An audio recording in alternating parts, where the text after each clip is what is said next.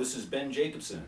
I am a member of Wing Chun Club International, which is a martial arts organization that is devoted in large part to sort of exposing the fallacies and myths that are kind of prevalent in today's thought.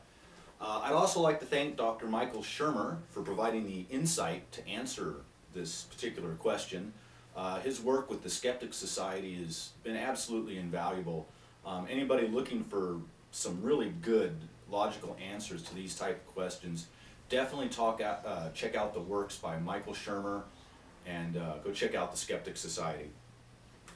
Now, I'm a professed atheist, and I was asked this question the other day by a religious gentleman, and I took the time to write it down because I feel that this particular question is one of the rallying cries that's sort of used by creationists and religious people to sort of explain why atheists have got it all wrong.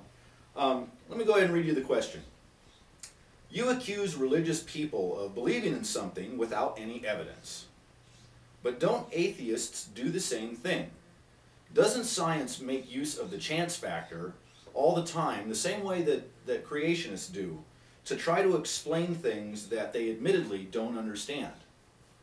And you know, it's funny, when I answer this question, you know, the answer really is, well, yes.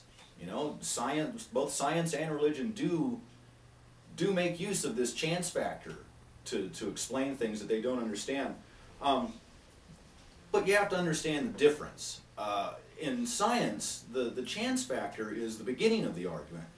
And in religion, the chance factor is the end of the argument.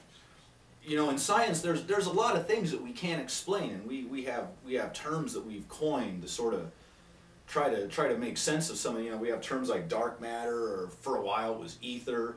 There's a branch of science, quantum mechanics, that's sort of based around this whole theory of random chance, things that we can't explain using our normal set of data and rules.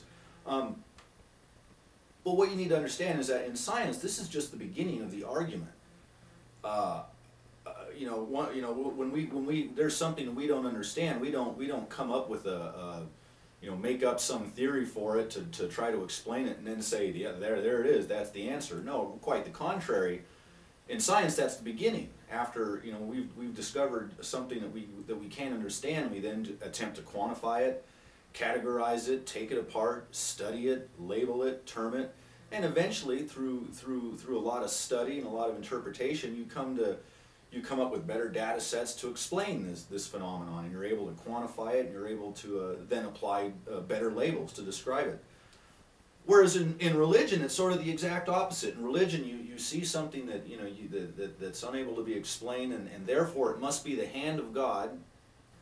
It's a miracle, and that's the end of the argument. That's sort of the end of the story. They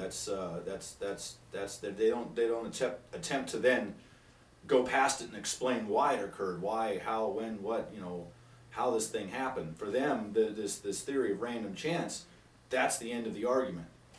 So that's sort of how I answer this question. Is that yes, the answer is yes. Both science and religion do make use of this chance factor, but the difference is that in science, it's the beginning of the argument, not the end. This is Ben Jacobsen. Hope you've enjoyed my talk. Look forward to seeing you more in the future. Thanks, and have a great day.